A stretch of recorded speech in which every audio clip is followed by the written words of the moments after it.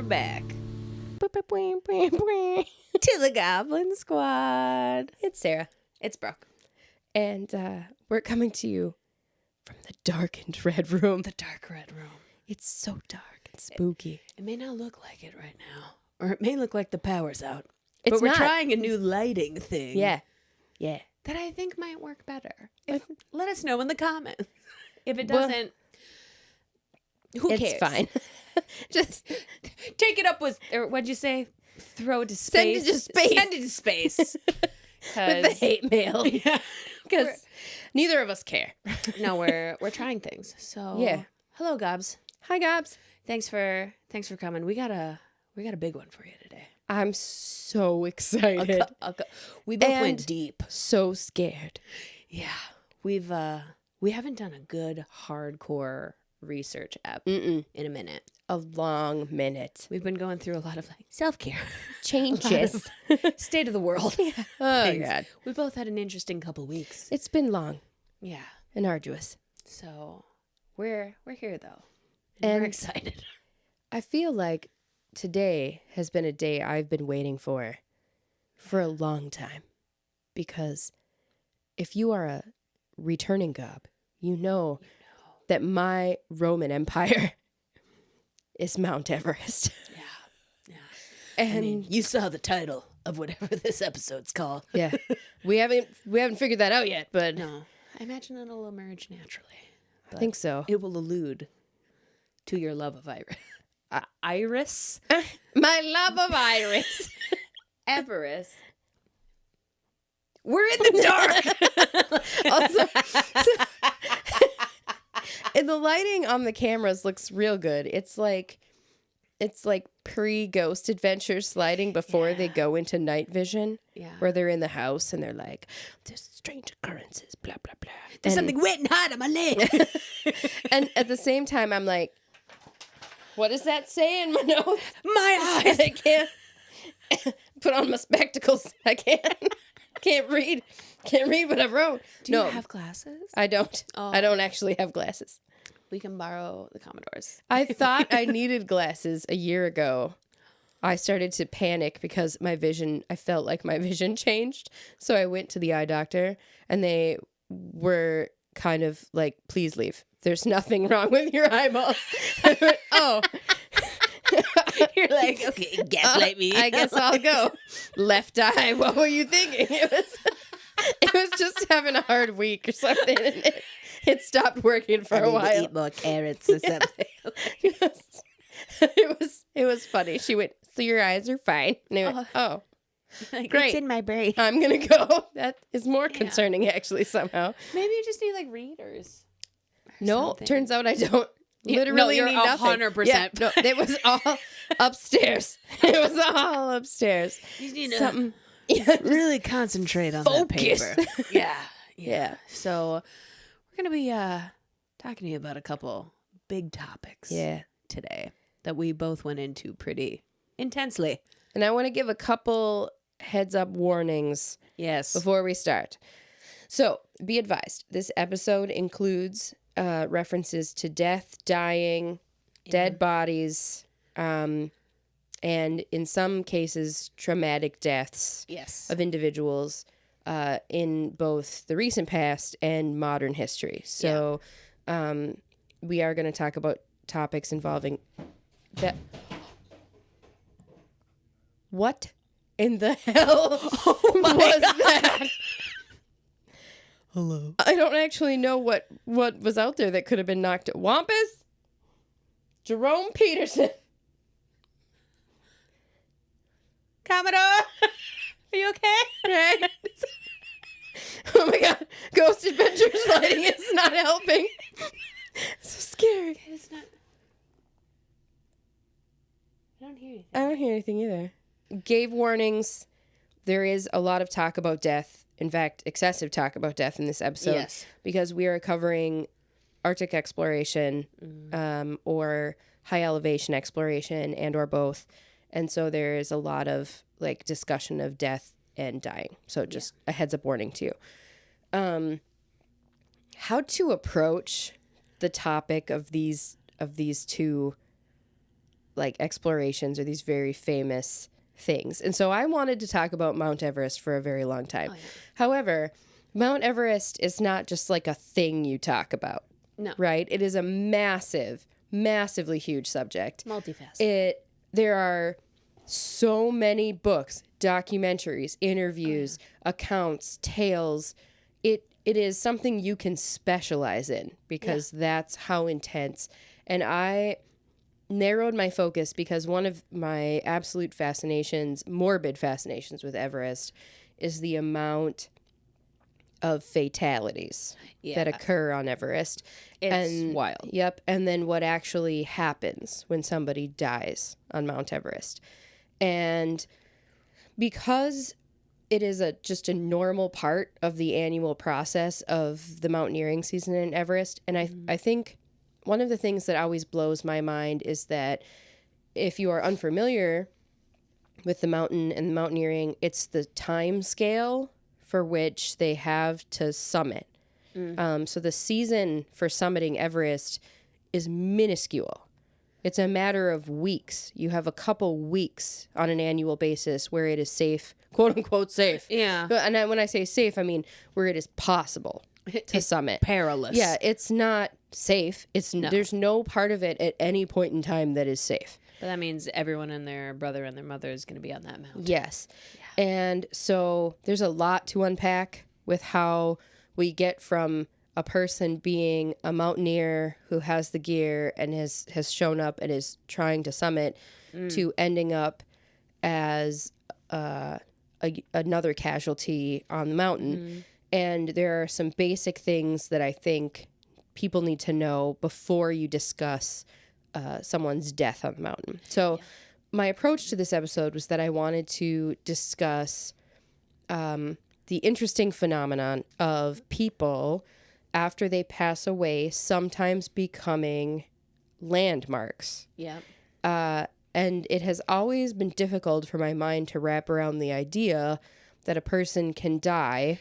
It's crazy. And then become part of a system where you're just there forever.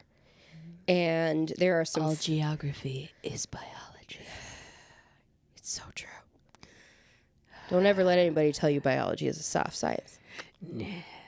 It's a scary science. It is a scary science. Spooky. So, that's why it's dark in here. It's so dark. Scary noises in the hallway. So I wanted to pick a subject that I thought would be easy to start with, and that was famous incidents on the mountain that resulted in people's bodies essentially being left there. Yeah. And there are some very famous corpses, basically, that were on Everest. And I say were because that has changed. Oh. Yeah. So the most famous up to this point, in my mind, that I think most people, if you are aware of Mount Everest and mountaineering and summiting and the whole culture around mountaineering and the many, many problematic issues with how Mount Everest is handled in the mountaineering community, I think one of the arguably most famous bodies that has ever been on Everest is the one that was known as Green Boots and will ever be forever remembered as Green Boots. Yeah. So if you are unaware, Green Boots was a mountaineer who is called that because the most visible part of him after he passed away were his actual green mountaineering boots. Yeah. So I would like to give you a little bit of background. Oh, hit me with it. And then I'm going to launch into the story of Green Boots. Okay. And a few other people that unintentionally became tied together with his passing. Oh. So to understand death on Mount Everest, there are some things that you have to know about Everest. First of all, when people go, not only does the trip have to be extensively planned, but there's a permitting process. So you have to have permits to climb the mountain. You have to have gear, you have to have accommodations, and there is a series of camps that are established on the mountain. And I believe it's camps 1, 2, 3, and 4. Okay. Base Camp 1 is the famous one that everyone is familiar with. It's those iconic little yellow pop tents. Yeah. It's the prayer flags. It's, what you see when you see people getting ready to summit Everest. Like from Vertical Limit. Yep. That Bill Paxton movie. Yep. And that is the camp that's established for you to go to and become acclimatized to low oxygen. So that's the purpose of the camp, for you to go there and begin the process. How long are you usually at the camp? Not very long. It depends on the weather for the season. It depends on when you can get there, the company that you go with, the length of your permit, all of these different factors. So people are there for different periods of time. Yeah. Now, people pay a large amount of money to summit Everest. However, as you will find out in this episode, there's more than one option for company that you can go with.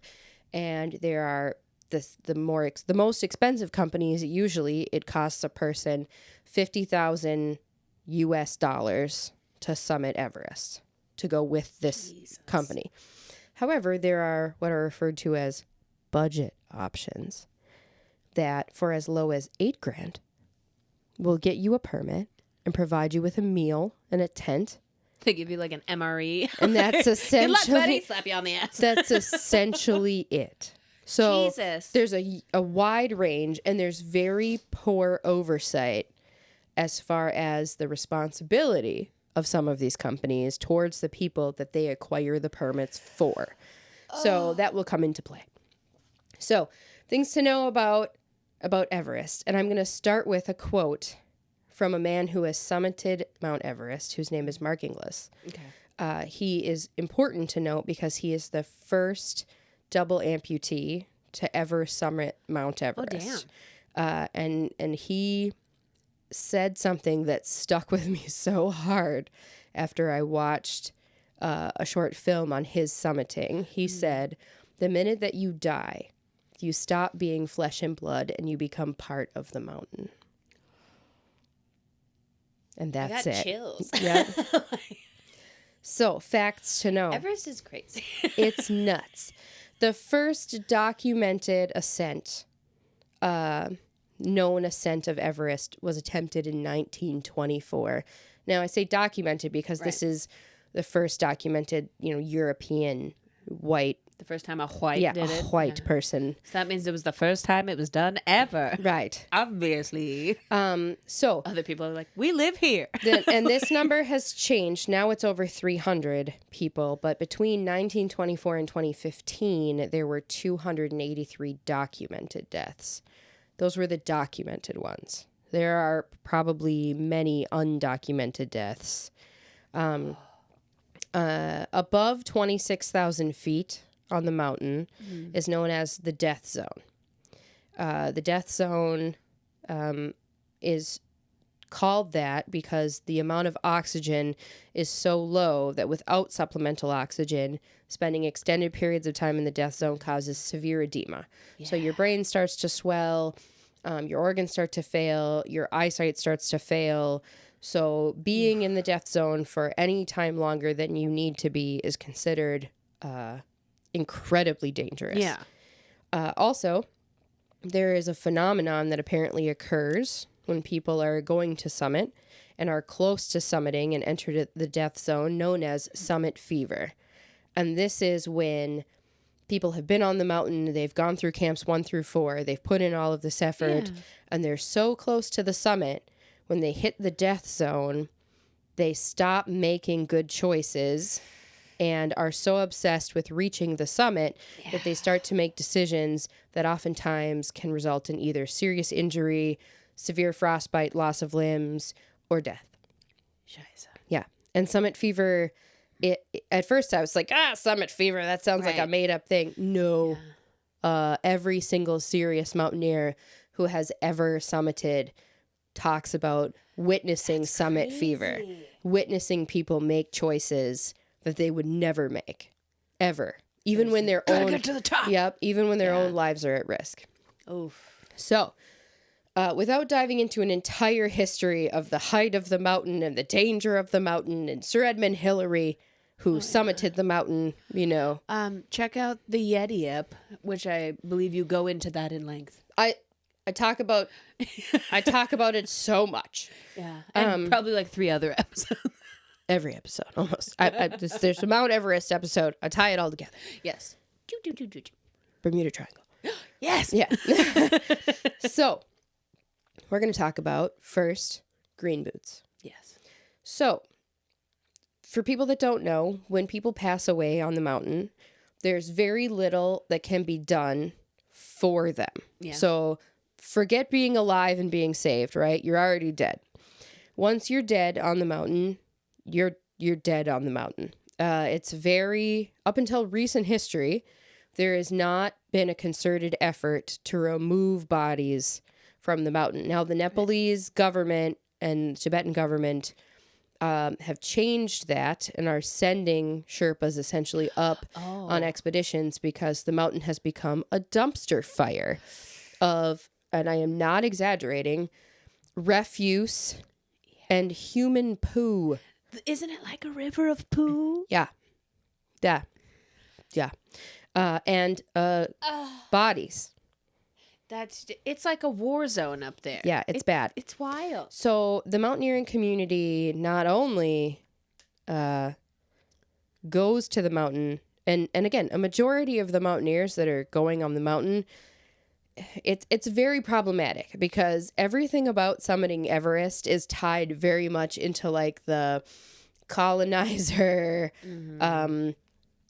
like the early Great Britain, like expedition style, Victorian era mentality that we have a right to do this because we do, regardless of the impact on the mountain itself or the locals that live there and believe the mountain is sacred, and the people that risk their lives from the Sherpa communities to go up the mountain with the mountaineers and take these friggin' frou-frou people up there who have no business. Yep, and it's a very intense risk for them. And despite the fact that they do this as a living, it is incredibly dangerous. And it calls into question the morality of continuing to do this, putting people in the position of going up there. And people will say, well, it's voluntary. You don't have to do it. Well, if an opportunity to feed your family comes up by escorting a mountaineer up the deadliest mountain and, you're going to do it.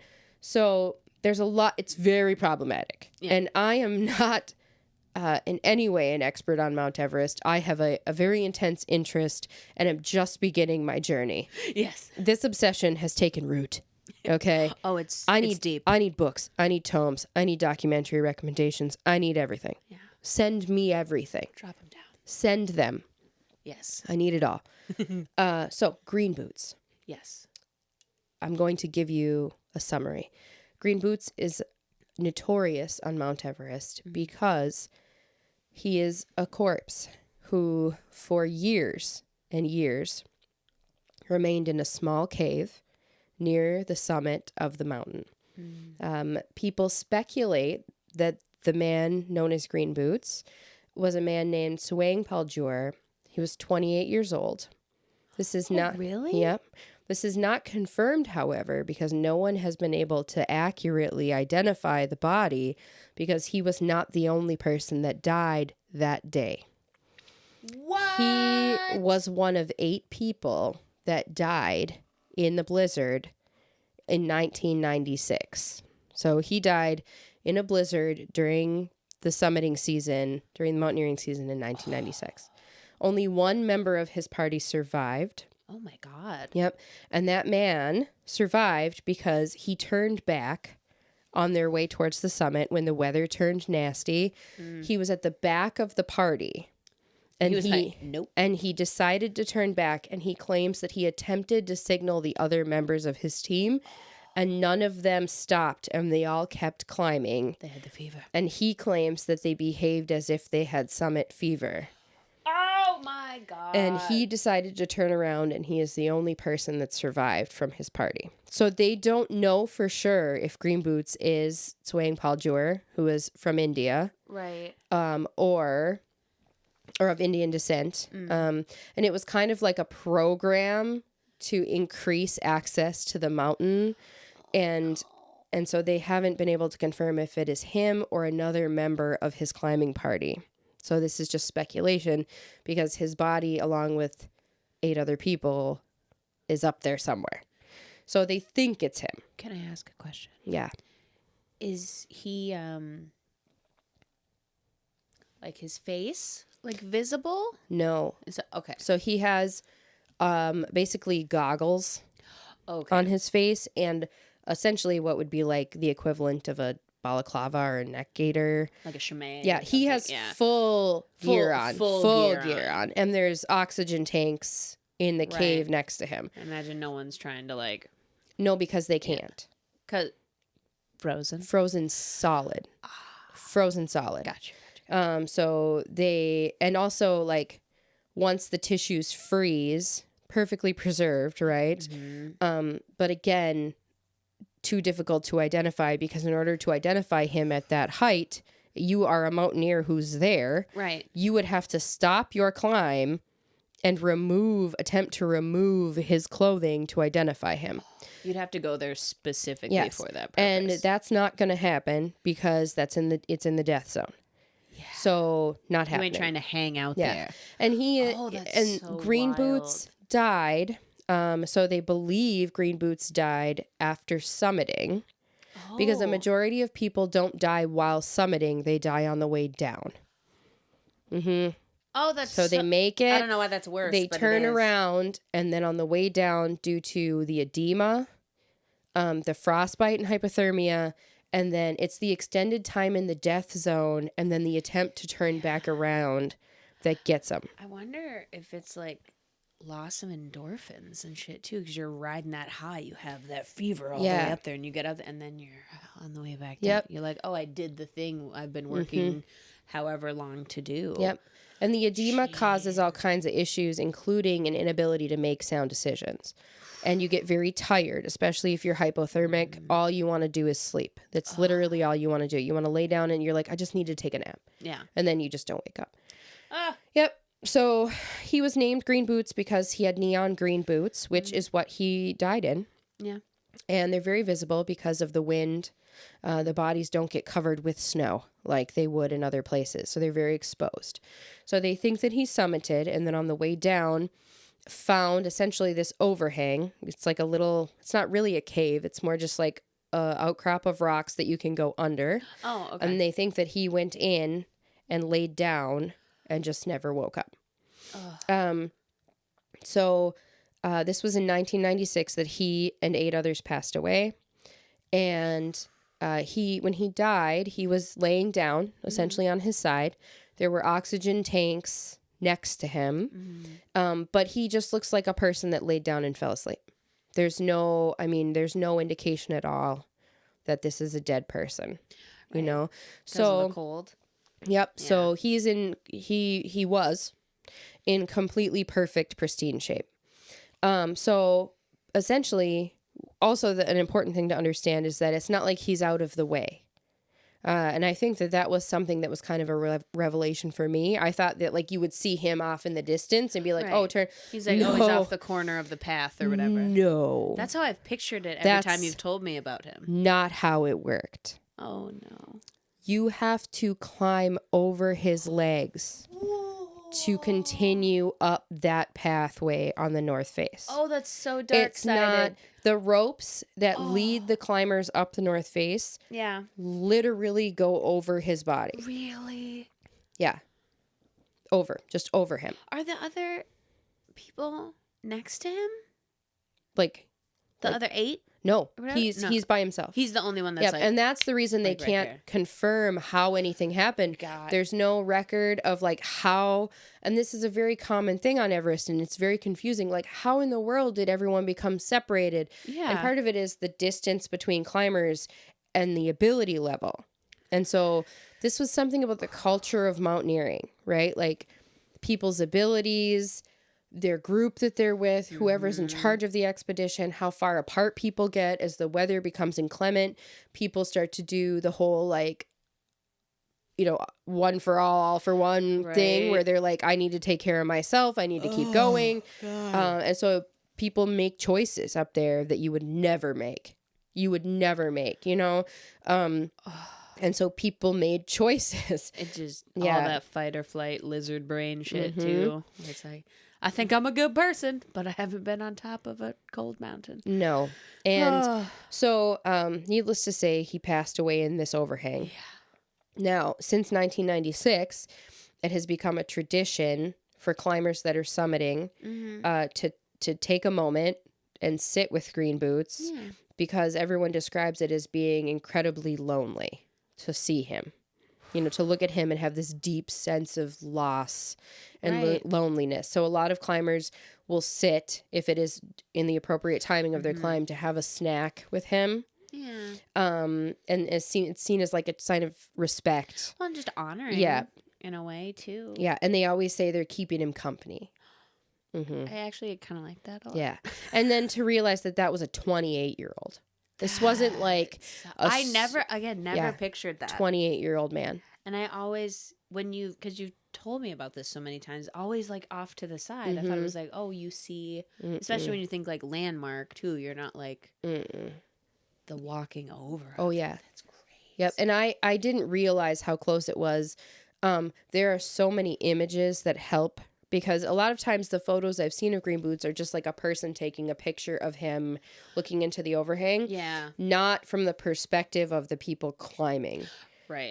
It's like someone off to the side. Yep. And there is a photo that shows the perspective as you could see the ropes like going over his boots and people stepping over his body. And it is insane. It's just insane. So people just became accustomed to him being there. And recently, like in just the last few years, it has noted that Green Boots is gone. What? He's gone. What? He is not there. Like one season he's there, and now he's not there. After being there for how many years? I mean... Like 20? At least? I mean, yeah, he was there for over 20 years, and now he's not there. And so people are like, what the hell happened to him? Yeah, what the hell? Because it's not like people would just take his body. Or also, also, there's nothing there to eat him. Right. Okay? Nothing's that high up. There's nothing there to eat him. There's no predators. There's no scavengers. There's no decay. You are frozen in place. So where did he go? This is an important question, right? Where did he go? Fast forward. Okay. So he is not, of course, the only corpse on the mountain to be visible. Right. And this is, in recent history, of course, there have been findings as the weather and climate change has increased and the temperature has increased. There's rapid melt of glaciers and snow on Mount Everest, and it is revealing corpses and bodies that were long considered. Sandy Irving's body was just, or part of his body was just found. Is that the haunted picture you said? Yeah, by a National Geographic expedition, where they were able to identify Sandy Irving because he had his name embroidered on his sock, and they found his boot with a leg bone in it. So there's that. Also, revelation, right? If you're like, how in the world are these bodies still there? So, did I include the haunted picture of George Mallory? I think I took it out. So George Mallory, one of the first people to attempt to summit Mount Everest, died attempting, maybe summited, but we don't know because he died. George Mallory, I think, I'll have to double check my facts, but his summit attempt was around 1924. Oh, shit. They found him in 1999. That's the one I'm thinking of that you said. Yep. Oh. In 70? His body is in pristine condition. But Hauntingly white. He looks like a marble statue. Literally. It's like terrifying. Carved. It's terrifying. I sent Brooke the picture and she just like waited. I didn't get a message back. Because I was just staring at it in like abject horror. And then she went, "Is that his back?" Because it was one of those things. It was hard to. What am I seeing? Yeah, what am I seeing? I needed more, more information, and it's hard to put words to or recognize that because it is such like a foreign thing to see. Too, where I was just like, Oh my God. It's like the foil to a bog body. You know how bog bodies are perfectly preserved because they're in an anoxic environment? Mm-hmm. These bodies are also perfectly preserved because of the freezing temperatures and the lack of oxygen. Mm-hmm. So oxidation isn't occurring. They're frozen solid. So crazy. So they're just there. Death statues, basically. Yeah. So they ain't moving. So there are other very famous corpses. And the other one that has always haunted me, is one who is known as, romantically, Sleeping Beauty. Mm-hmm. So Sleeping Beauty was an American mountaineer named Frances Arsentev. She summited... Hi, Wampy. Wampy is upset because Frances' story is very tragic. Yeah. So Frances summited in 1998 along with her husband. Okay. She became the first American woman to summit Mount Everest without the use of supplemental oxygen. Good on ya. No oxygen. Fuck. This is considered incredibly dangerous. Incredibly dangerous. Right. People do it, but it is heightening the danger level to an extreme amount. So she completed with the summit with her husband, Sergei. As they descended, the weather turned hostile. There were severe wind gusts. It prevented them from descending out of the danger zone for over 3 days. Wampy is scratching at the door. Welcome to the danger Wampy zone. It's very difficult to record a podcast when you have a cat as needy as Wampus Jerome Peterson. That may or may not have broken through a wall earlier. I know. I'm concerned. Oh, God. So Sergei... 3 days. Yep. Sergei and Fran are trapped in the danger zone, in the death zone for 3 days. And how long with do you not want to no be there? Supplemental oxygen. You don't want to be there an hour longer than you have to be. And you're for 3 days. 3 days trapped. With no oxygen. No oxygen. The situation becomes increasingly dire, as you can imagine. Now, they don't have to make it all the way to base camp 1. They have to make it back to base camp 4. Okay. Just the closest one to them. Okay. Because once you get to base camp 4, there are other mountaineers. There will be oxygen. It's not ideal. You're not out of the woods. Still, you got to go over those fucked up ladders. And stuff. You're not out of the woods. An interesting fact on the north face, because there's more than one way to summit Everest, but on the north face, when you summit, and I again, there are some pictures that we can post, and there are some we cannot post. No. But there is a picture we can post of what is actually happening at the summit of Mount Everest during climbing season. Yeah. If I have to get up and deal with this cat, I'm going to have to go deal with this cat. So Sergei and Fran, during their attempted descent, are trapped in the death zone for 3 days. Crazy. During their descent to base camp, Sergei and Frances become separated. Now, how? Again, this is a question. People are constantly like, how are these people getting separated from each other? Well, was it just them two? Like in their team? They went together. It was just them. There was no team with them. It was just them. They were both experienced mountaineers. Okay. Now, but still, like two there people. are conflicting stories about what happens to Fran and Sergei on the way down, and eventually to Sergei and his imminent death. So I will tell you both versions of what happened. Okay. So one version says that Sergei and Frances became separated. During the conflicting accounts regarding the circumstances behind how this happened, some mountaineers say that Sergei never returned to base camp. Others say that he made it down to Camp 4, and after waiting for Fran to arrive, realized that she never came back, got supplemental oxygen, and went back out to look for her. Okay. Either way, Sergei never survived. Through some tragic misstep, he fell off a cliff and died. Shit. And he and his wife, after being separated, never re-encountered each other. So Sergei, after getting separated from Fran, never saw her again. Making it even more tragic, they had an 11-year-old son. Oh, no. Named Paul. Yes. So, another version of the events, because unlike Green Boots, Fran wasn't alone during her death.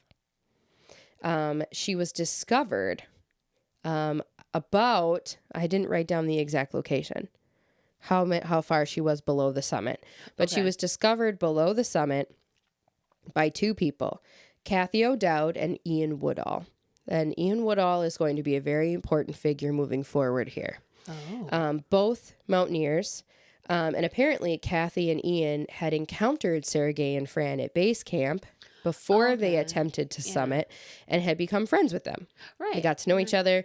So, couples climbing the mountain. Yep. So as Ian and Kathy are making their way towards the summit, they see a person laying on the side of the trail and realize that they thought it was just a dead body, but there was no documented body there.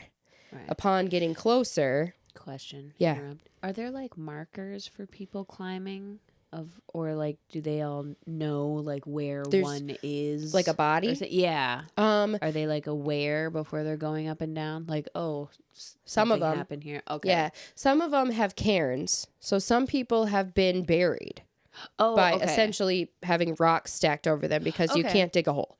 Right. There's no way to bury a body. Right. So some people, depending upon how high up they die, they have cairns where people just stack rocks over them. Okay.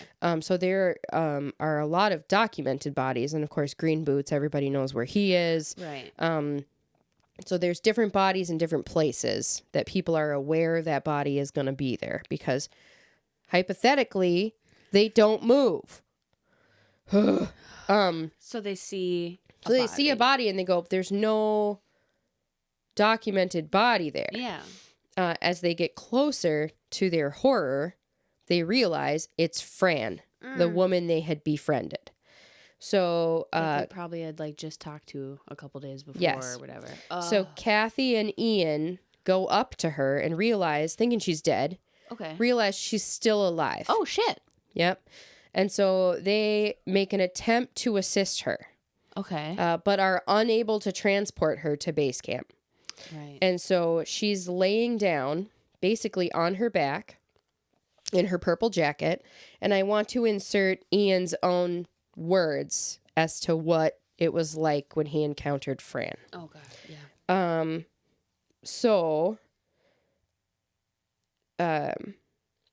I'm sorry. No, I'm going to insert Ian's words after she passes away. So...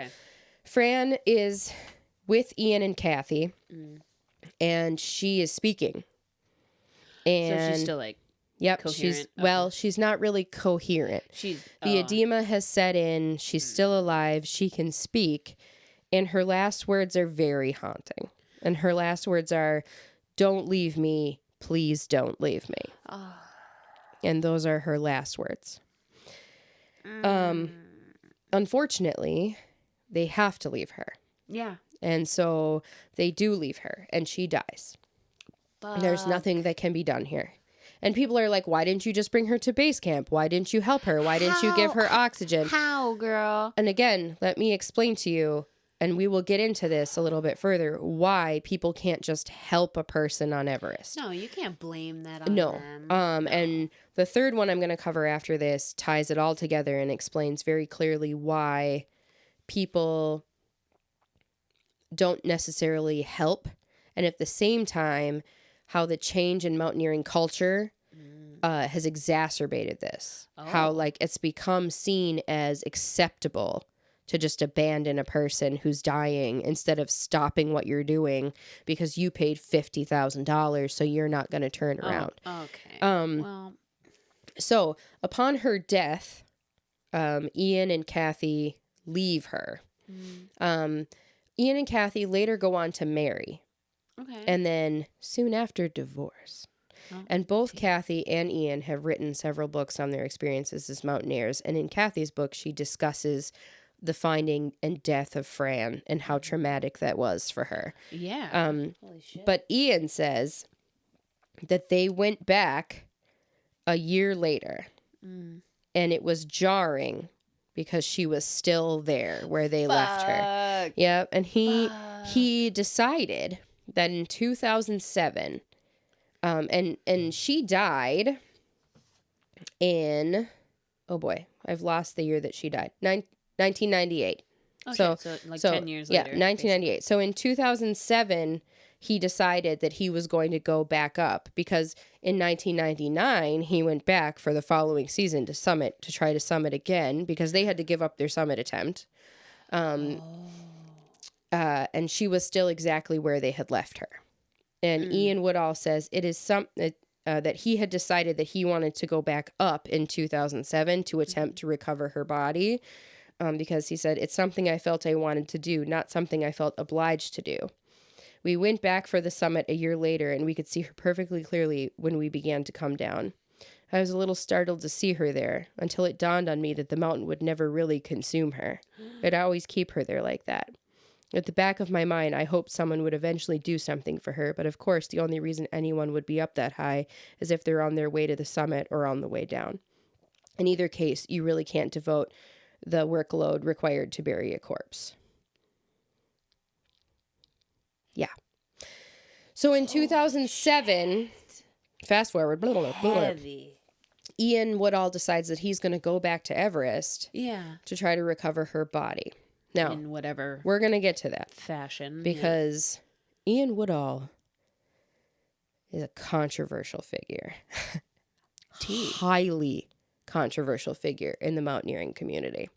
Okay. So before we talk about Ian, Fran's body and what ends up happening with Fran's body, because Fran is also no longer on that location on the mountain. What's fucking happening to these bodies? We're going to talk about the final body that I want to cover. And this is probably... I am so fucking dialed in right now. This is probably the most controversial. So, of course, Fran has died. Mm-hmm. Ian and Kathy have to leave her. There's nothing they can do to move her. It's not safe.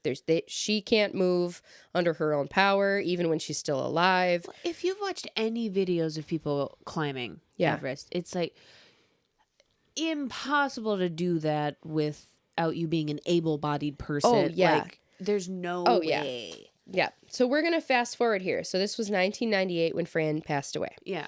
So we're going to fast forward to 2006. Okay. So keep in mind, Ian Woodall said that in 2007, years later, he announces in 2007 that he's going to go back to Everest to recover Fran's body. Yeah. And he also has the goal of recovering Green Boots' body. Oh. And a third body. The body... He wants to get them all. He wants to get these three bodies are the reason he's going back. Okay. So Green Boots we've talked about. Fran we've talked about. Okay. And this third body, David Sharp. Okay. AKA Red Boots. So 2006, fast forward. So people have since died. There are many other people who have died. So 2006, David Sharp. Okay. David Sharp is a mountaineer. He's experienced. He's making his third attempt at the summit of Mount Everest. So he's not been successful. Okay. He goes through the company Asian Trekking, which is the mountaineering company that he uses to get his permit. Okay. Asian Trekking is referred to as a budget company. One of those $8,000ers. Yes. Here's an MRE and a backpack. Yes. But this is a choice. He is not an inexperienced mountaineer. This is not a noob that was sent there that had no idea. This is not like the influencer that died, a few years ago on Everest. This is an experienced climber. So he's just like, I don't need the pomp and circumstance. Yeah. He's like, I've done this 2 other times. I'm not paying. I know what I need to do. I just need my permit. I need a tent and I need a meal. And I'm on it. Okay. So he goes through Asian Trekking.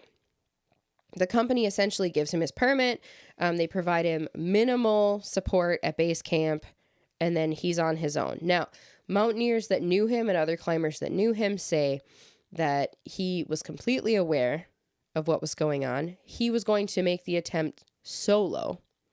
So he had no intention of going with anybody else. He wanted to do it on his own with no support, like back in the day. Dangerous. And he wanted to do it with no supplemental oxygen and no technology. So he didn't bring a radio.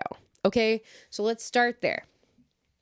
So these are the things that were set up. What are we doing here? So he was Jesus. He was 34 years old when he attempted this in 2006. He was from England. He died on May 15th, 2006, in Green Boots Cave, sitting next to Green Boots. No. Yeah. Sitting, he died. He was alive. Yeah. For quite a while before he died.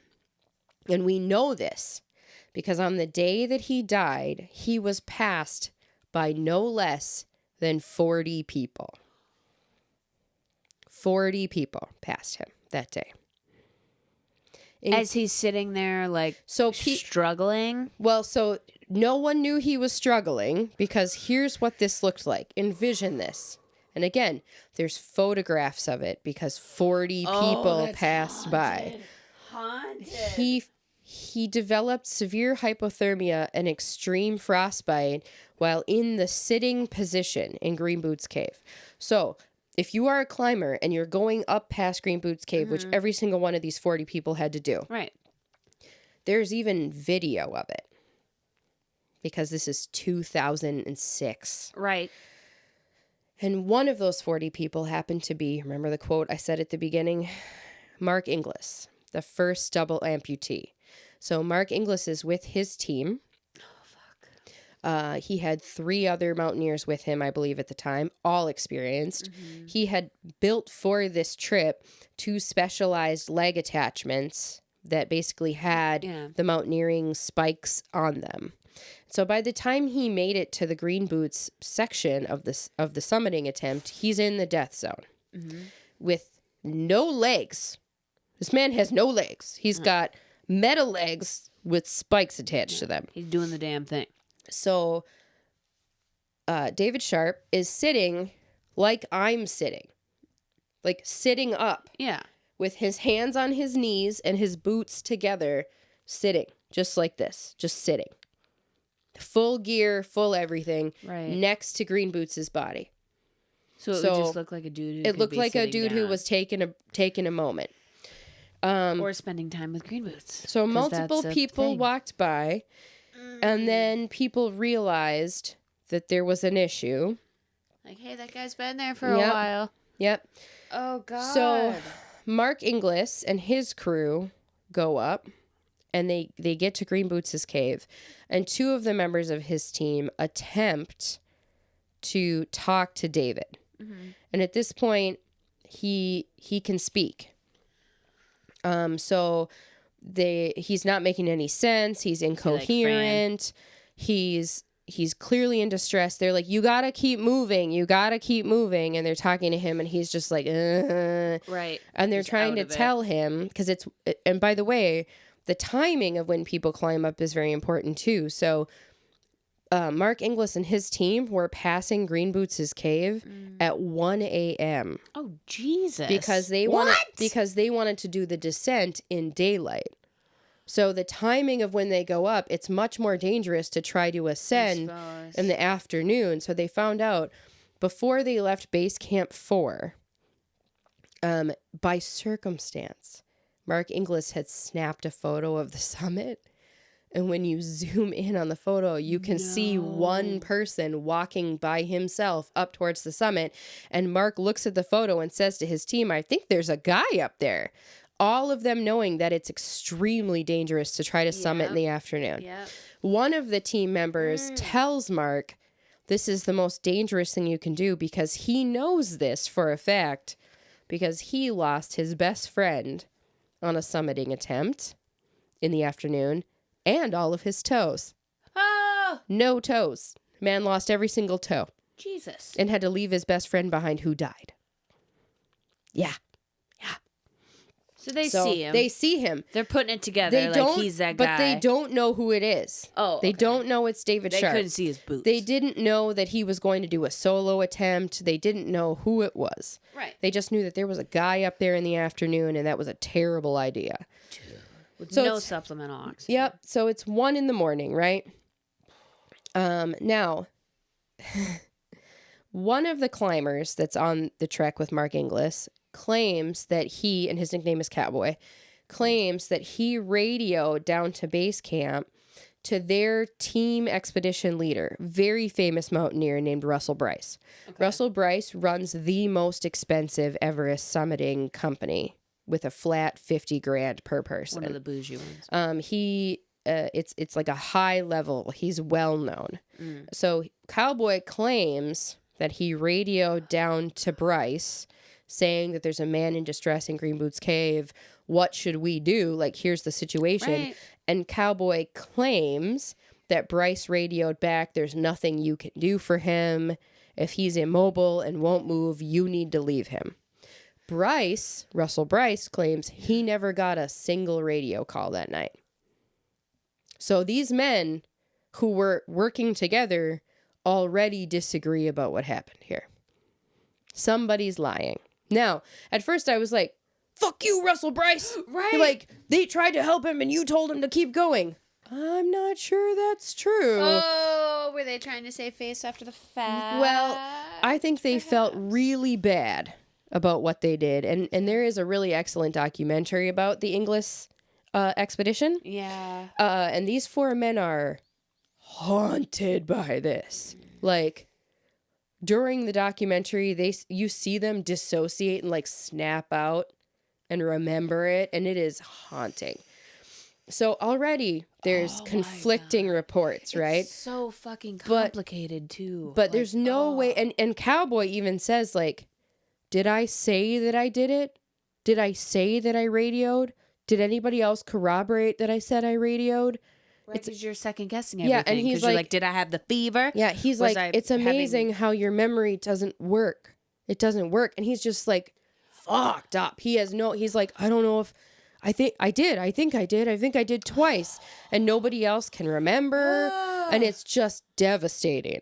It's just the amount of stress you're under during that too. Because you're just like, I could die. Yep. Too if I try to help this person. Like, yeah. So, or my whole team could. Holy fuck. So Russell Bryce claims he never got any radio call about David or David's distress. Ultimately, the 4 men are telling David there's a whole line of headlamps because people have started their summit attempt all the way from summit to base camp 4. If you want to get back down, you have to get up and start going. Just follow the headlamps. Yeah. Just follow the headlamps. You can see them all the way down. He's just making sounds. He's not moving. He's stuck in this position. They ultimately decide to leave him and continue their attempt. Now, on the way back down, upon returning from the summit, 2 of the Sherpas one is with one of the English teams and one is with a Turkish team. And Cowboy says they are arguably the 2 strongest Sherpas on the trek. Shit. And they know this because one of them actually helped carry Mark Inglis back down from the summit to base camp. He's like, I ain't leaving you. Like, literally put a full-size adult man on his back and carried him.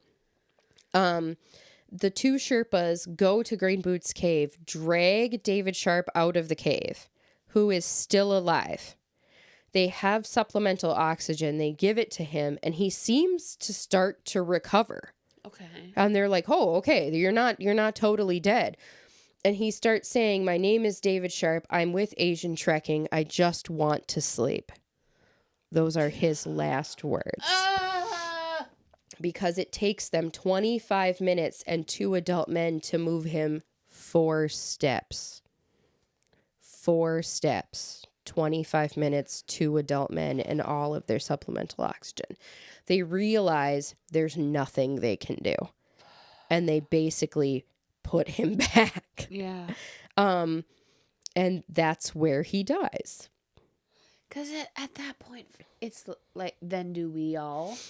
It's like, we what all do we just do? Die here? Now, for context, again, why can't you just carry him down? Why can't you? If you can carry Mark Inglis down, why can't you carry? Well, the reason that some people get rescued and some don't on Everest is because almost all of the people that have been rescued in situations of peril have been able to move. Right. So whether they're not losing dead weight. whether they're losing capability is different than if they cannot move at all. If you're like catatonic. Yep. Like, and in David's case, he could not move at all. He couldn't do it. So they basically had to leave him. And if you think about the North Face, when I say you're summiting, imagine you're going up the side of the mountain, right? And it's not just steep, it's a mountain. It's incredibly steep. When you get to the top of the North Face, you still have to do the ridge walk. And the ridge walk is like, here's the face, here's like the side you go up, and then here's the North Face. The North Face is a sheer 3,000-foot drop. And there are points during the ridge walk where in order to summit, your feet actually hang out over that 3,000-foot drop. And there is a notorious ledge that you have to go over where you actually have to hang out fully over the North Face and climb up. And Mark Inglis, double amputee, is stuck on his summiting attempt under that lip. The other 3 members of the party are able to get over it, but because he's starting to experience severe pain in the bottoms of his legs where they were amputated, and his amputations were at about the knee. Okay. So he's starting to experience extreme pain. So he's struggling to get over this, and he apparently gets super pissed and is just like angry because the longer he holds them up, the more chance it is that they're all going to die. And he just gets super pissed and just like screams and hauls himself up over it. Just rage finishes. All of this is filmed. Oh, Jesus. It is all filmed. There is a filmed account of Mark summiting. Mark and his team make it, right? Mm-hmm. So they summit. On the way back down to base camp 4, a Sherpa has to help carry him. And then when they make it back down, and Mark is from New Zealand, there's much fanfare. The first double amputee to ever summit. Yeah. Huge deal. And then it comes out that he encountered David Sharp on his summiting attempt. Remember how many people passed David Sharp on this summiting attempt on that day? 40. I think 40. He said 40. Mark was one of 40. His fault. His alone. So the media attaches to this story. Not the media. Yeah. And starts to absolutely blame Mark specifically, like a laser on Mark. They were like, you're having a moment. We're going to take it away. Because he summited the day that David died. And I'm like, so did 39 other people. But because this man is getting a lot of attention, the media is like, you left him. And then that is so dark-sided. And then the most heinous thing that could possibly happen to Mark happens. Oh, no. The one person in the entire world you do not want to comment. Oh, no. Sir Edmund Hillary. Oh, no. The first man to summit Mount Everest. I believe you've talked about him on the pod. Who is, in case you're wondering, how is it possible that Sir Edmund Hillary is commenting on Mark Inglis's summit and David Sharp's death? This happened in 2006. Sir Edmund didn't pass away till 2008. Jesus. So Sir Edmund weighs in, and Mark is like informed by his friends, Sir Edmund criticized you. So I watched the clip because I was like, holy Jesus, right? That's a big deal. I was like, and Mark they record an interview with Mark saying it was devastating. My childhood hero, who is still my childhood hero, is criticizing the choices I made on the day that I did the biggest accomplishment of my life. So here's Mark Inglis, right? Double amputee. First person in this condition to ever summit. Now people are like, Sir Edmund criticized him. They said his actions were heinous and selfish and blah, blah, blah. Well, I watched the clip. All right. Sir Edmund Hillary says what Mark Inglis did was crazy. He said he did a crazy attack on the mountain. Like his effort was insane. And he's not referring to it as like he was crazy. He was insane. Like what you did was insane and impressive. But the fact that all of these people passed this man knowing he was alive and chose to leave him shows the complete shift in mountaineering culture. Sir Edmund said, when we were mountaineering, you never left a teammate. You never left a person. You didn't leave. You didn't give space between people. And it is a showing of how selfish and self-absorbed and awful the culture of the mountaineering in the world has gotten. And Sir Edmund, the most highly regarded of all people. He went in. And so Mark Inglis is just crushed, right? But after watching the clip, I got the distinct impression that Sir Edmund wasn't criticizing Mark. He was criticizing the culture. He was coming after the culture. Now, Mark just happened to be the poster boy for it, unfortunately. So again, here's the thing, right? People and the media, when I say the media raked Mark over the coals, they destroyed his life. They love a bad story. They destroyed his life while he spent 2 months in the hospital recovering from his summit. Oh, because he lost. Are you ready for this? This was the condition he was in. And when he's supposed to be rescuing people. When he and the other 39 people who, by the way, had legs. It's crazy. Yeah, this man had no legs, and they're like, "You should have helped him." I'm like, "Bitch, what was he supposed to do?" I'm trying to help myself. For real, his crew legitimately built him a toboggan to get down part of Everest. Toboggan. After the Sherpa carried him, they were like, "Let's manufacture a sled out of this foam so he can take his prosthetic legs off," because the bones of his legs stabbed through the stumps. Stabbed through. Yeah, that's why he was in so much pain. And he's supposed to carry someone down a mountain? He's supposed to carry a frozen man who made the choice to go on his own with no radio and no oxygen back down a mountain. Are we talking like bone on metal? Yeah. Like leg bone through the stump. These are his own words. And he's like, "I went and got my stumps shortened because they were ruined." So not only that, he lost multiple fingers. Like multiple fingers from the middle joint up. Absolutely frostbitten and gone. So carry me down a mountain. Yeah, I'm not sure how people thought he was supposed to save David Sharp. And so here's my opinion, right? The only reason that this became a thing is because people love to hate. Did you see it? I did. I could still. It dripped. It's actively happening. Girl. Can you paper towel me? Yeah. How'd I miss that big gob? I don't know, but oh, God. I can't read. One more. Sorry.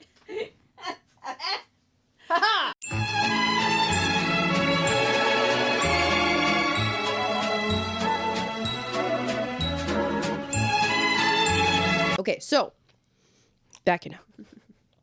So I think, again, the reason that people were on it and the reason the media went after him is because he got so much attention when he came back for his successful summiting that they were just, "How dare you leave this man?" And this poor guy, he's literally in the hospital for 2 months. His childhood hero is like, "I can't believe Mountaineers left this man to die." Devastating. Yeah.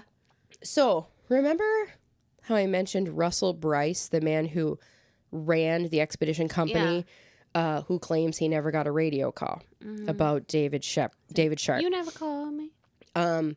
So initially I was like, fuck that guy, right? Like, I think he's lying. I think he did get a radio call and he told them to keep going because they paid all this money. Yeah. And he doesn't want his reputation as an expedition company leader to be tarnished if they fail. He probably told them to keep going. Yeah. Well, what he does after David Sharp dies completely changes my opinion of Russell Bryce. So they come down, right? And they meet up with Russell Bryce. Yep. And Russell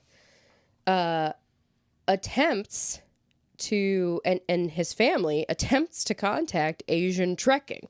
Oh. Because there should be some kind of policy in place for if a person that paid through their company, like a rescue policy, right? Something. Because he was alone. He was alone. Yeah.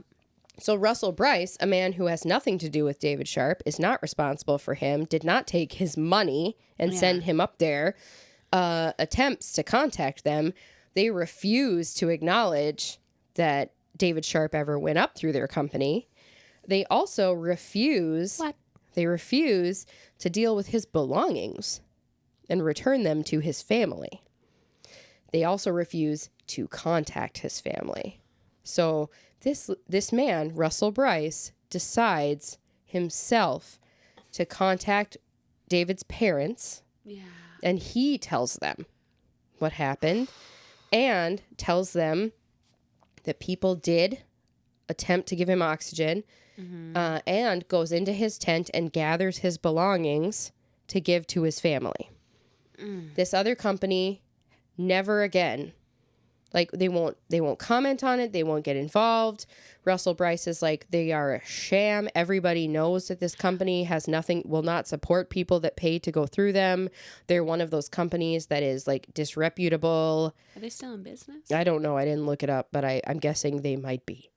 But apparently it changes hands all the time because it depends on corruption and permitting and all that. So this man who people are like, you didn't do anything, piece of shit, takes it upon himself to contact the family of the dead man. That apparently no one else was going to do. That apparently no one else was going to do, right?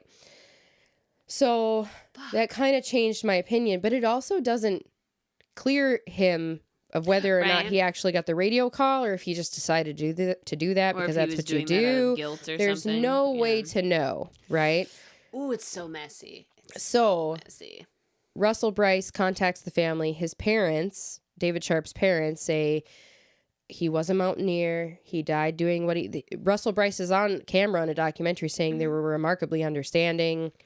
They knew that he knew the risks. This was his third attempt. Yeah.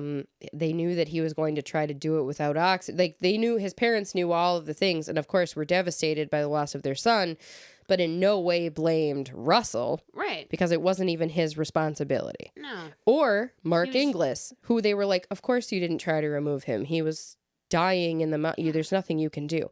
But the general media and the general public do not understand the reality of the situation people are in when they're choosing to do this in a very different way than the time of when Sir Edmund Hillary went, where you never left your guy. Like, you two were there together or you weren't there at all. You know, that was the way it was. But things get so, like, scandalized and, yes, you know, all these little details aren't included. Yes. So now we have 3 very famous bodies, right? And David Sharp's by far was the most heavily publicized, because there he was, frozen in the sitting position in the cave next to Green Boots. So now it became Green Boots and Red Boots in the cave together. Remember Ian Woodall, the man who was with Fran when she died? That's sus guy. Yep. Yeah. Declares that in 2007 he's going to lead an expedition, and he says that he's going to recover the bodies of Fran, Green Boots, and David Sharp. That's what he says. I'm going to set on an expedition to do this. I did a little digging into Ian Woodall because he's not very well liked.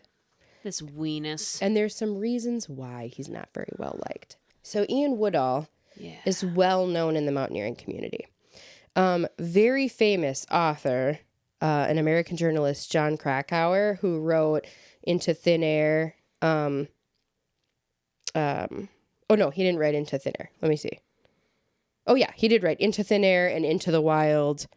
Very famous adventure journalist. Is incredibly critical of Ian Woodall. Incredibly critical. Curious. So in 1996, Ian Woodall led an expedition. And this was in South Africa, right? And so he's all over the place. And Ian Woodall claims to be South African. Right, and I think I think he is South African, but he travels with a U.S. passport. So he either has dual citizenship or he married an American or something's going on there. Something sus. Okay. So here are the list of things that John is upset about related to Ian Woodall. Ooh, I want to hear. Here are the descriptions of this man. His dictatorial and manipulative character has caused 3 experienced South African climbers, Edmund February, Andy de Klerk, and Andy Hacklin, and the expedition doctor, Charlotte Noble, to resign from the expedition in 1996 to this expedition in South Africa. Lying about his climbing credentials prior to the expedition, having had no previous experience on 8,000-meter peaks. Falsifying falsifying his military service by claiming that he had commanded the elite long-range mountain reconnaissance unit, which had never existed. Stolen valor. Of the British Army, and had served as an instructor at the Royal Military Academy Sandhurst, none of which is true. Insisting that expedition members Andy de Klerk, who had held dual citizenship, enter Nepal on his South African passport. I'm sorry. This was a South African expedition to Everest. Oh, okay. Yeah. So they were South Africans, and it was all about being South African, that we're going to be South Africans that summit Everest. He's like, I'm from Michigan. Yeah. So he insisted that the members that hold dual citizenship enter Nepal only on their South African passports, or they would not be allowed on the expedition. He wouldn't allow them. It turned out that he himself did not even hold a South African passport, and according to de Klerk, he's not even a South African citizen. The guy's a Brit. And he entered Nepal on his British passport. Oh, yeah. So not U.S. passport, British passport. It smacks of colonialism. He's a scouser. He don't get knocked out. He can't get knocked out. Oh, my God. Facing international scandal, Woodall banished Ken Vernon and Richard Shorey, 2 reporters from the expedition's sponsor, the Sunday Times, whose presence and accompaniment were required as part of the sponsorship contract. So his benefactors, he banished them from the trip. Well, then I'm going to banish my money. Yes. Friend. Woodall later had what was called a blood-chilling exchange with Ken Owen, an editor from the Sunday Times, which precipitated the Sunday Times' withdrawal of their support of this mission. He refused to co-coordinate the mountain traffic and cooperate with other expeditions to avoid gridlock on the summit ridge. In the death zone? Declaring the South Africans would go to the top whenever they damn well pleased, and anyone who didn't like it could bugger off. Like a Brit. Bugger off. Yep. And then... What a gobshite. Yep. And so this summit date was shared by other mountaineers, and one of the other mountaineers said, I don't want to be anywhere near the upper mountain when those punters are up there. and that man... That other mountaineer and 6 others later lost their lives during the expedition, largely because of the series of events precipitated by gridlock on the upper mountain. So the man who was like, I don't want to be there, died because this other man refused to communicate with the other 2 teams that were there that day. The divorce is making more sense. Oh my God. She was like, holy shit, you're a psycho. You're a monster. There's no evidence, however, that the South African team's presence directly or indirectly caused or significantly exacerbated traffic that day. Except for the multiple accounts of other people. Yep. After the May 10th disaster of this 1996 expedition, Woodall refused to lend the distressed Hall team the South African expedition's powerful radio to coordinate the rescue efforts, despite being aware that people were dying on the summit. So, weenus. Yeah. So this man is like, I'm going to... and by the way, remember the 1996 disaster? Yeah. Yeah. Who died in the 1996 disaster? Green boots.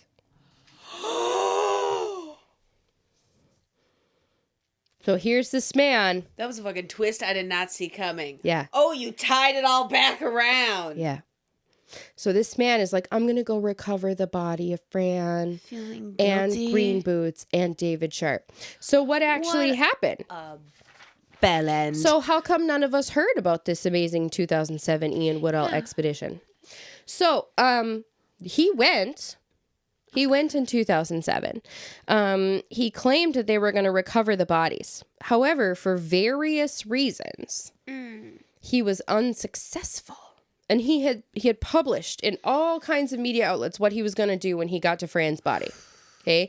So he openly said, I am going to cover her with an American flag and then cover her with rocks like a cairn, which had been done many, many times for many climbers. Okay. So if you go up into the death zone, there are cairns. If you go to base camp 4, there are cairns. But that's not what he did.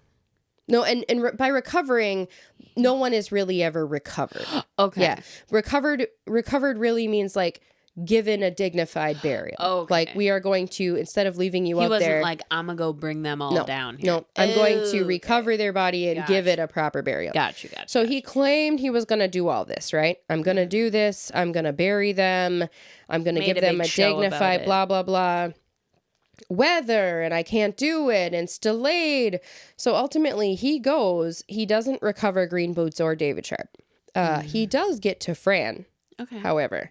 But he does not do what he says he's going to do. He does cover with her with an American flag. And puts a teddy bear on her and takes a picture. And then he and a Sherpa push her off the north face of the mountain. down that 2,000 to 3,000 foot drop. What? So they didn't bury Fran. The mountain ate Fran.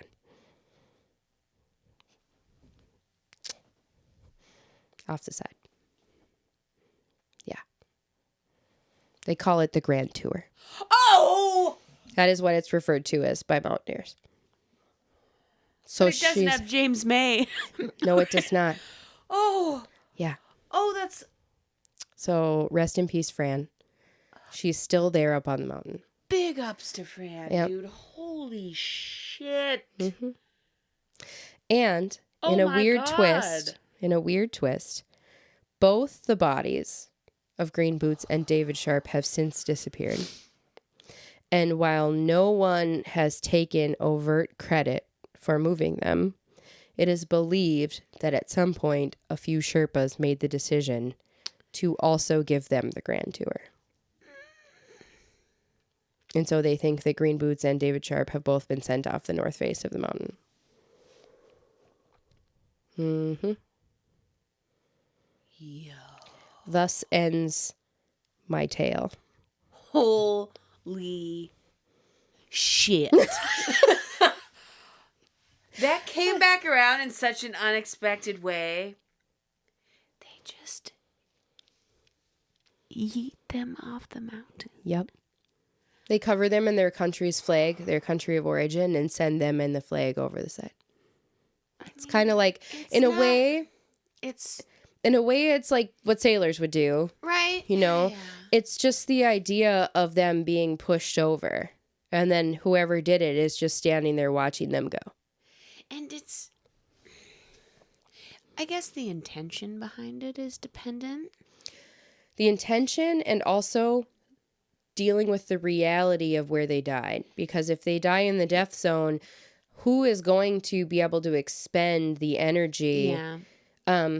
For context, there was one person who was rescued, I think in a similar time around when David Sharp died. Mm-hmm. Now, the difference between him being rescued and David being rescued is that this other man had the ability to move. Yeah. However, it took 15 Sherpas. Jesus. 20 hours to straight? move. 20 straight hours to move him from where he was to safety in base camp. 20 hours. And he was mobile. And it took that many people. I imagine they're doing it like in shifts, probably. I don't even know. Well, because it's like the endurance you have to have and yes. build up, and just you're constantly beyond winded. Yes. You're low on oxygen. You cannot breathe all the time. And sometimes terrible terrain. And it's cold as shit. Yep. And if your equipment fails, if your oxygen fails, if your regulator fails, you will die. It's just what happens. The stakes are just so high. Yep. Oh, it's hard because like I'm tugged on both sides of it. Yeah. Right. And so I understand the reality of it, because if you die in the death zone, in order to give them a quote unquote burial, mm-hmm. how are you going to move enough rocks to cover a human body in a place where there's no oxygen? Right. Like, are you going to huck them up there? Yeah, you're not going to do that. So you'd have to have a team of people with like mm-hmm. rocks in backpacks. So sending them off the side is probably the most to change how they're viewed. And I think ultimately what it was is to remove the indignity of them just being a landmark, basically. Mm-hmm. But again, very difficult. And there was a lot of conflicting reports about what happened to Green Boots and David Sharp. Yeah. Like, some people said that they were just moved out of the way and like a rock wall was built to block their body, but they're not there. So I don't think that's the case. I think that ultimately what happened is that they were sent over the North Face. And the Nepalese government is now making a massive concerted effort to remove, like I mentioned earlier, refuse from the mountain. So refuse, including bodies. So they're sending teams and teams and teams. There's so much. So there's at least 300 bodies. With the culture in the area too. Yeah. And that being a sacred place and just, the energy of that. Yeah. But then it's just, again, I can see so many sides of it too, because at one hand it's like, that is more dignified than then you're a human landmark, and it's like, or just give you back to the earth. Like, I get that aspect of it, and but also if you're doing it for like media coverage and good old pat on the back to prove you weren't a giant piece of shit who left people on a mountain, it's so it makes me feel icky. Yeah, the Ian Woodall of it all is what gets me. Yeah, good on his gal for getting a divorce. I know. And so big ups to you, Kathy O'Dowd is her name, and she wrote a book, and I do have a little like mini Everest like reference link, like things that I can I will do show notes. Hell yeah. Never did show notes for the last episode. It's just sitting there all blank. Is it really? Oh, yeah. Never even put them in. Don't worry, y'all. I'll go back and get them. Oh, that episode is kind of like show notes in and of itself. It really, I'll just be like, I'll put in the show notes, listen to the episode. You'll get it. That's just a tiny...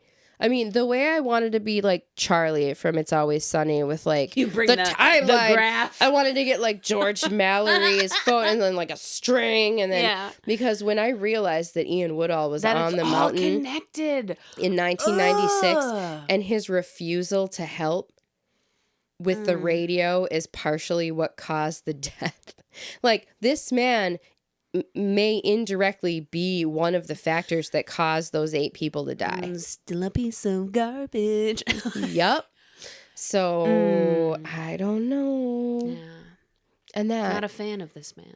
No, not a fan at all. And so, I was like, way to come at the double amputee who had to get his stumps made shorter. His own words, by the way. Bone.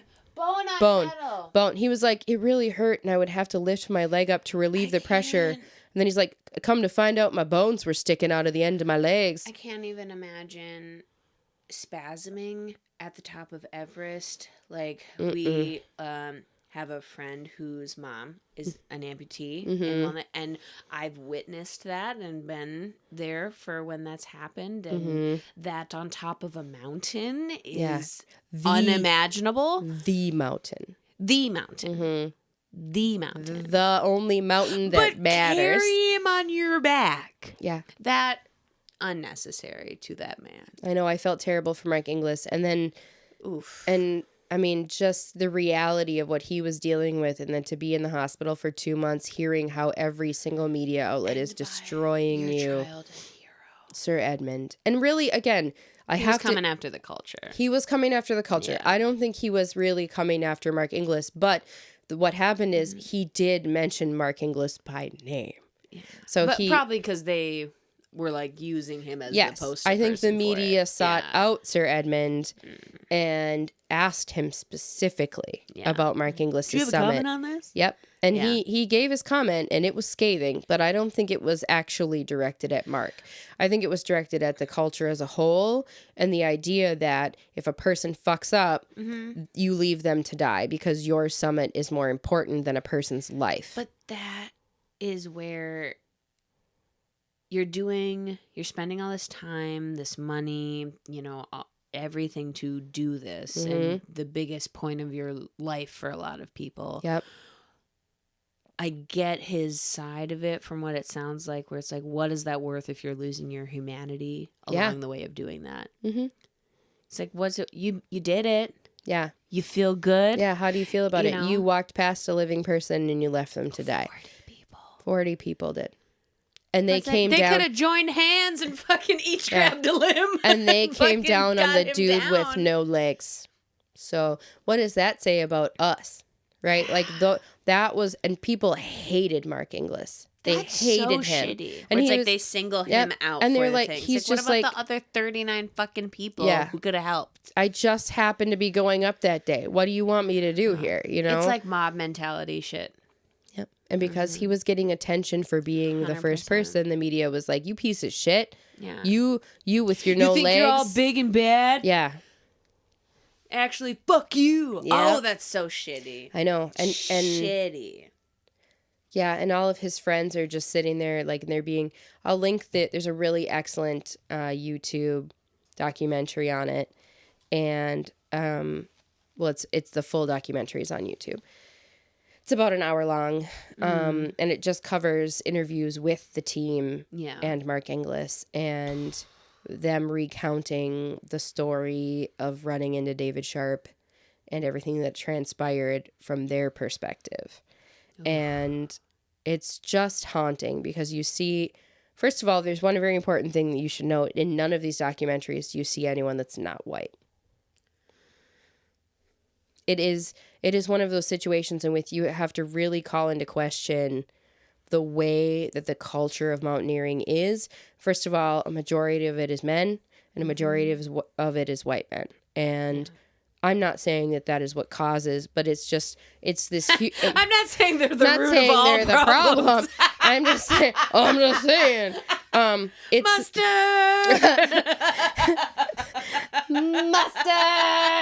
But like, I'm just saying it's the hubris of it. It's that classic. 100%. It's that classic, like I mentioned earlier, Victorian era hubris of we will go and we will do this. It's very that. And I gotta plant the flag. Yep. And shit. It's just really haunting. The whole thing is very haunting. So, and again, that was just 3 people who were weirdly connected by one thread out of hundreds. And sometimes the fact that famous climbers and famous people like Sandy Irving are just now in 2024 being found after 70 plus years. It's amazing. It's absolutely wild. So yeah, the mountain, it never, holy shit, never gives up its dead. So much later that the old narrator got tired of waiting and they had to hire a new one. Infrasound. Sound waves with frequencies below the lower limit of human audibility. You mean like an elephant?